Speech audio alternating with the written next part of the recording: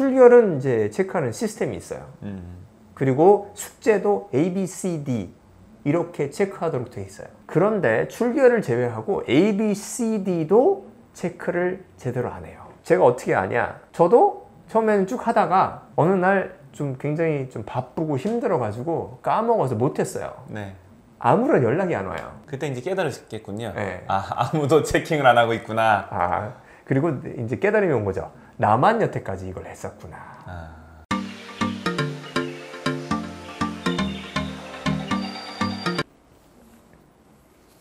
대치동 내부 고발자입니다.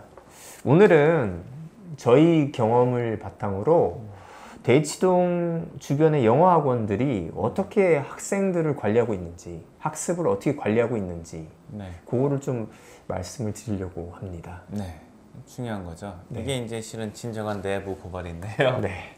네. 내부에 있어도 실은 뭐 속속들이 모든 학원을 다 하진 못하죠. 그렇죠. 직접 가봤던 학원이랑 간접적으로 좀 어느 정도 이제 친구들이나 주변의 사람들이 가르쳤던 학원들, 혹은 거기를 다녀본 아이들의 경험담 같은 거를 다 조합해서 이제 말씀을 드리는 게 될 것 같아요.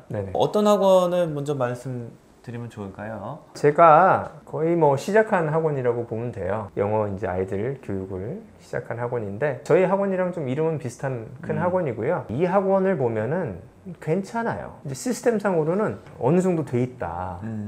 저는 이렇게 느꼈어요. 처음에 제가 아이들 영어를 가르치는 방법을 이 학원에서 배워서 좀 잘 배웠다 이런 생각이 지금은 들어요. 근데 시스템이 있는데 이 작동을 잘 안 해요. 이 작동을 시키려면은 지령이 내려가는 것 뿐만이 아니라 구현하는 사람들이 잘하고 있는지를 체크해야 되잖아요. 확인이 중요한데 이 확인이 안 돼요.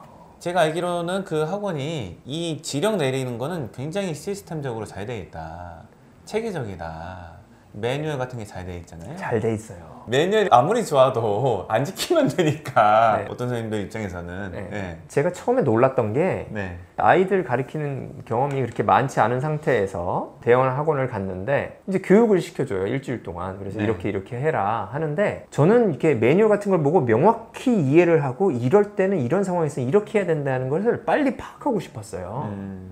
그래서 굉장히 열심히 공부를 했는데 저만 이러더라고요. 그리고 제가 이러니까 이상하게 쳐다보는 그런 느낌이 들어요. 이 사람이 너무 물어보는데 그런 느낌이 드는 거예요.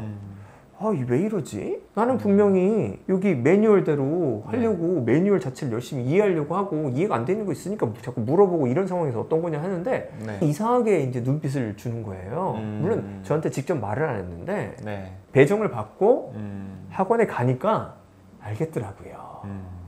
지키지를 않아요. 매뉴얼대로 지키질 않아요. 그 매뉴얼이 엄청 좋은 매뉴얼인데 엄청나게 인력을 또 투입해서 이 연구해서 만든 걸 거 아니에요? 상당히 논리적이고 합리적이에요. 제가 읽어봤을 때는. 그리고 설명도 어느 정도 잘 돼 있고요. 근데 이제 실제 문화가 안 지킨다. 안 지켜요. 그럼 이제 유명무실하게 되는 거잖아요. 맞아요. 그럼 이제 이 학원에 실제 구현되는 내실은 이게 약간 주사위 던지기 같은 느낌으로 되는 건가요? 선생님 마음대로 해요.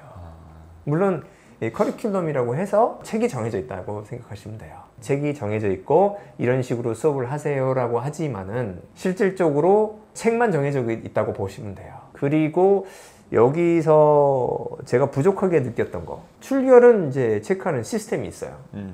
그리고 숙제도 A, B, C, D 이렇게 체크하도록 되어 있어요. 리딩이라든가 문법 이렇게 세분화되어 있지는 않아서 자세하진 않지만, 그런데 출결을 제외하고 A, B, C, D도 체크를 제대로 안 해요. 아이들이 정원이 어느 정도 있는 학원이잖아요. 한반당. 뭐 요즘은 전반적으로도 줄어들지만은 20명 가까이 됐었죠. 그러면은 체킹을 실질적으로는 하기가 좀 힘들 것 같아요. 하기는 어렵죠.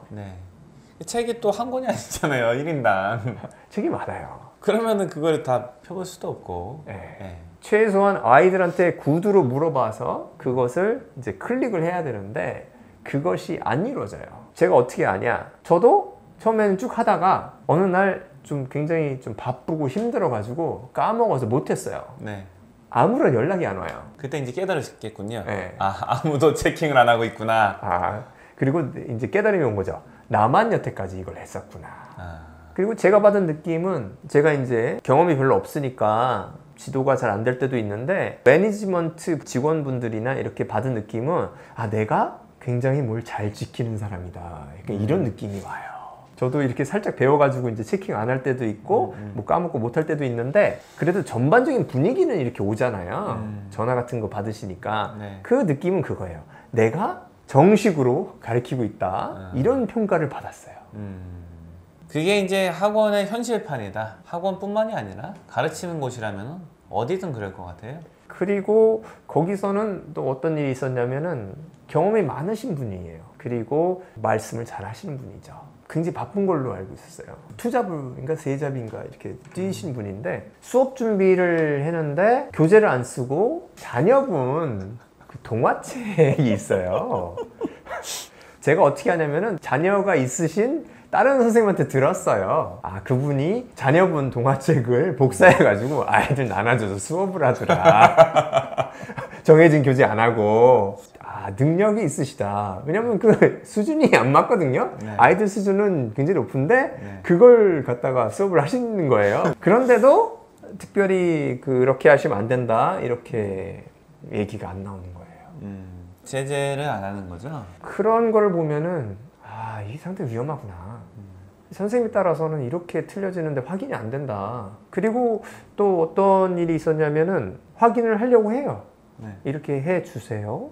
이게 안 되고 있습니다. 이건 이렇게 해야 됩니다. 그러면은 선생님들이 싫어해요. 일반 회사들, 일반 회사라고 이렇게 다 이렇게 일반화 시키기도 좀 그런데요. 회사마다 놓시는 분위기가 많이 다르더라고요. 그렇죠. 제가 직접 다녔던 회사랑 제 친구들이 많이 다녔던 이런 회사들 이런 데 보면은 굉장히 수직적이에요. 우리나라 회사들이.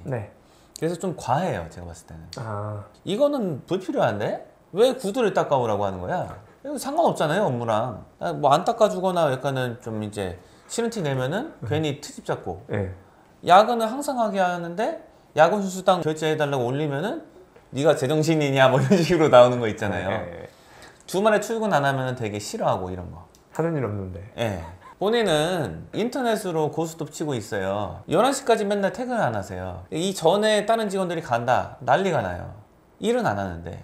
이렇게 하는 데가 많거든요, 실은. 이런 게 있는 와중에 학원은 완전 반대다. 수직적인 문화에서 그 위에 상사들이 갖고 있는 권한이 너무 도를 지나친다라는 느낌이 든다면 학원계는 실은 반대예요. 지금 얘기할 곳은 길 건너에 있는 학원이고요. 학생 수는 상당히 많아요. 근데 여기 알고 나서 놀랐죠. 일단은 정해진 게 없어요. 충격적이죠. 교재가 정해지지가 않아요. 담임 선생님께서 정하는 거예요. 그 외에도 정해진 게 없어요. 수업 일수, 학생, 그것만 정해진 거예요. 교재를 이런 식으로 정하잖아요. 담임쌤이 정하는 건데 학년 간의 연계성이 없어요. 없지요. 1학년 과제가 3학년 과제보다 더 어려워요. 맞아요. 왜냐면은 1학년을 가르치시는 선생님은 이게 맞다 생각하니까 그걸 쓴 거고 3학년 가르치는 선생님은 다른 게 맞다 생각하니까 그걸 쓴 건데 그거를 조율을 안 하는 거죠. 총괄하는 사람이 없어요. 그러니까 1학년 교재가 3학년 교재보다 막 더 어렵고 막 이래요. 이 다음 교재는 못 써요? 그거는 비밀입니다. 또는 뭐 다른 말씀 하시겠죠.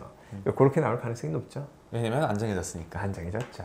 원생이 1000명이 이상인데 이런 식으로 하고 있구나. 예. 뭐 자체 교재를 만든다고 해서 봤어요. 동료 선생님들이랑 같이 보는 거죠. 이 교재는 정말 쓰기 싫다. 교재를 어떻게 이렇게 만들었냐. 시중교재로 하고 싶다. 쓸 수가 없다 이 교재는. 뭐냐 이게. 진도도 안 정해져 있죠. 진도가 미리 안 정해져 있어요. 아이들이 얼마만큼 공부를 하는 양이 정해져 있지가 않아요. 같은 학원인데 같은 학년인데 레벨도 같아요. 근데 선생님에 따라서 공부하는 양이 막 차이가 나는 거예요. 저는 제 바람이 자꾸 생기는 게 저희가 가진 시스템처럼 이렇게 확인하고 공개하는 게 널리 퍼져야 된다. 이게 문화가 안 돼 있으니까 다른 데서 일하시다가 온 분들이 이걸 이상하게 생각해요.